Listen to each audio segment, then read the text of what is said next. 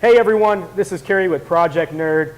Again, we are here with another Colorado Festival production up here in Longmont, Colorado, enjoying the Front Range Film Festival, and I get to interview the second ginger in the chair. I got Jeffrey Binney with a film called Once Is Enough, which is an amazing film, and it's also being featured here at the Front Range Film Festival. Is that right? Yeah. How does that feel? Like, is that crazy? Like, as it Yeah, sounds? it's amazing. Yeah, it's awesome. Especially, you've worked so long, especially long in this case, and yeah, the whole time you don't really know if anyone's going to like it or not. Right. So it's great to have at least a few people. And with a feature, right? They do the whole red carpet. They have, photographers and everything. Is that how a feature works here? How does a feature work at Front Range? Yeah, kind of. You get like priority parking in the 2-hour spot, or what? Yeah, I'll have to ask about that. I haven't gotten my parking yet. Oh, got you. That's awesome. So let's talk a little bit about it. I mean, we had talked off camera, but I think this is a very interesting type of film. And so how, when people ask you, what is this movie about? How do you describe it? Yeah, well, so I think the easiest way to describe it is that it's half documentary, half stand-up comedy special. My mom passed away of heart disease, and I decided to train for a 100-mile ultra marathon. And in the meantime, I lost 100 pounds. And they'll find out whether I was successful or not. But then I wrote my first comedy special about the whole experience. So the film is both of those components interwoven throughout each other. I have to ask, how did you come up with that concept, meaning the blending of the two? Because it could be like two standalone films, but you combine both elements. Why did you choose to combine both of those? Well, I think the first big thing was, my mom had just passed away. I was working in theater. I'd been moderately successful working in theater, but I was just kind of, I don't know, I was needing a change. I had dipped my toes into the comedy world and I was loving it, but I wasn't sure what to do next. I also had moved to LA. I really wanted to work in film and television in some capacity, but as you can imagine, you don't just show up in LA and say, hey guys, I'm here, hire me. So I was like, what can I do that's within my own control that combines these two things? Because I don't want a day job. I really just want to write jokes and tell them and run in the woods all day. And then that's what led to the idea. I also had seen Chelsea Handler's Uganda Be Kidding Me. Okay. Have you seen that comedy special? Yeah. Yeah, it's about her and her friends. She took some of her friends to Uganda, and they just had this absolutely ridiculous time. And this whole comedy special is her just telling the story. And she has some of the photos on the background, but the whole time I was watching it, I was thinking, I wish she had taken a crew with her. Like, I would rather see the story than hear about it later. And so I think that was in the back of my head, and I think it was just the perfect storm of all of those things kind of coming together. But I think like that. What's interesting when you say that, though, when I hear two things like ultra marathon running and comedy, I think those are two complete opposite things. But you're saying no, I actually like this and I like that, and I combine them. It wasn't like a huge thought that went into it, right? It was just you liked both and you put them both together. Yeah, well, to me it also seemed obvious because I have always loved, again, I grew up in the theater, and that's what that's what my training and education is in.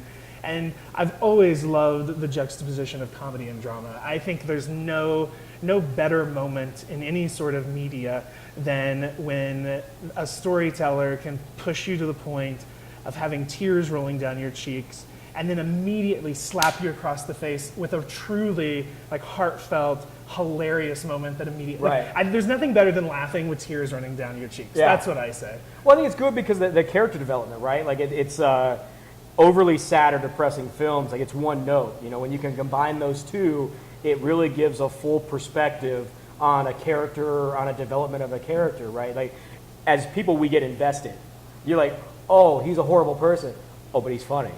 Right? I'm laughing. I don't like him, but he's funny. I think it's really interesting, and I'm really interested. So, but why? So, going back, getting on a serious note, because I want to make sure that we capture that. The loss of your mother, and then going to an ultra marathon. Was that something that you always wanted to do, or was that something that she wanted you to do? How did you just decide? Obviously, you said you liked it, but what was that spark that said, I'm going to do this? Yeah, well, it was a lot of things. A couple years before that, I moved to New York right after college, and I had been really lucky to book some great shows, and I was constantly traveling and on tour. And I finally got back to New York, and there was a good 2-year period where I was in New York the whole time. And I grew up on a pig farm in Missouri, and I couldn't wait to escape the pig farm. I thought, I am a city boy through and through. But those 2 straight years in New York really sent me stir crazy, and I couldn't really figure out why until I decided to buy a bicycle. And suddenly, getting out on my bike every day, the skies opened up, I was getting exercise, I didn't feel cooped up anymore. And so I kind of started, I went vegetarian, so I kind of started to make some small steps towards being healthier. But then my mom passed away of heart disease, and Right. I mean, there was no question about why she was there. Number one, it was heart disease caused by obesity, and number 2, it was not only preventable but likely reversible. But she just couldn't. She just couldn't. Yeah, It's hard. And so her decline at the end was very slow. It was spread over 2 months. I spent 2 months sleeping on the floor of an ICU waiting room, and I thought I had read every magazine in the waiting room 30 times, and I finally stumbled across an ultra runner magazine, and I was like, oh sure, let's see what this is about. And I kept reading it, and I was like, this actually kind of sounds awesome. And I've always been a kind of go big or go home kind of guy. I've always had pretty ridiculous, over the top ideas, and it took a while, but I pretty quickly came to the realization that if I was going to do something about my health and not Right. end up in the same position as her, I was going to have to do something pretty drastic. So a 100-mile ultramarathon seemed like the right choice. My next question would be you must have competed in 5Ks or half marathon. So you just, that was your first real competitive race, or did you do stuff prior to that? Well, so first of all, I don't know if I would include competitive in that sentence. I think the thing I like about ultra running Isn't that what a medal is? You get a medal, right? It is. The great thing about ultra running is you're in the woods, so nobody can see you for the most part. And number 2, it's less about being fast and more about finishing. Right.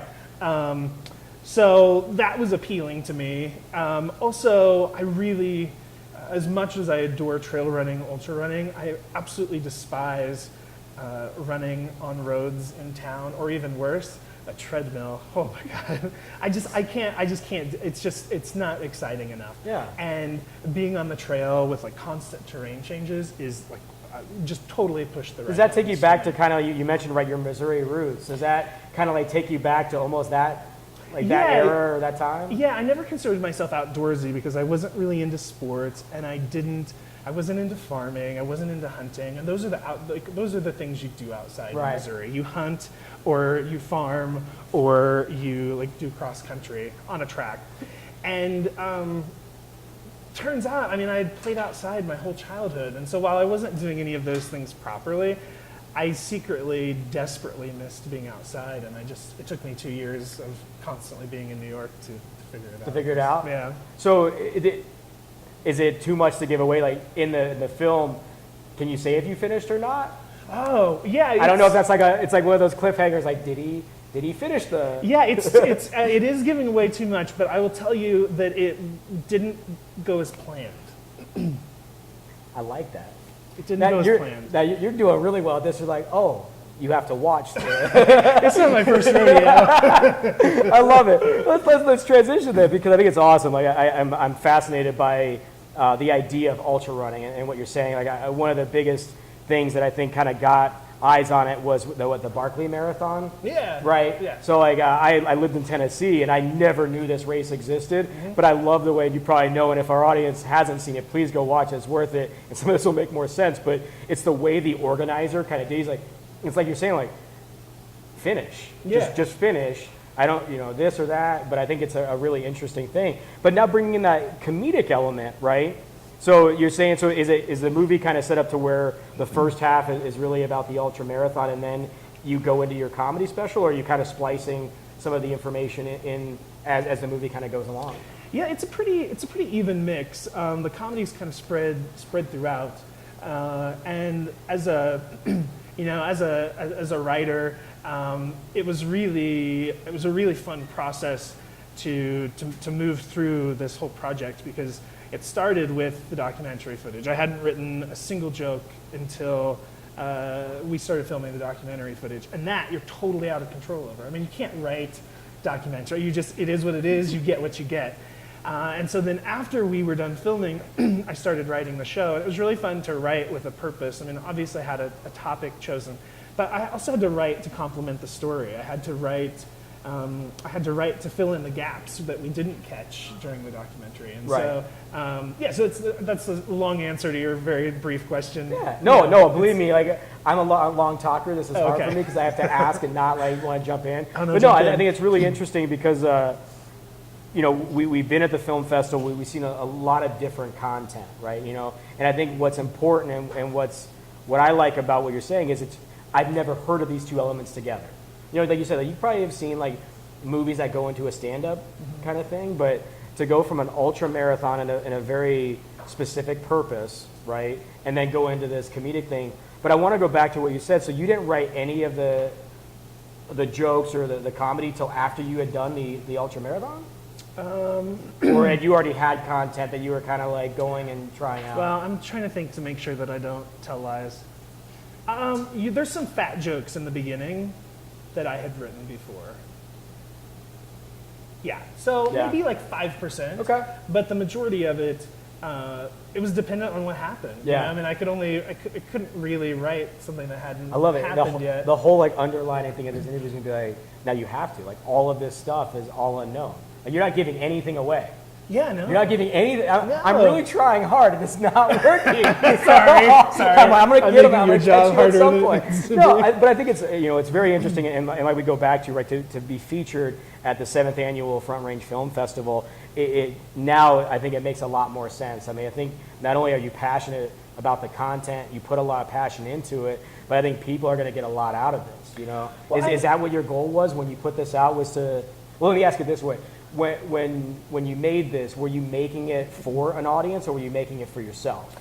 So I was making it for myself, and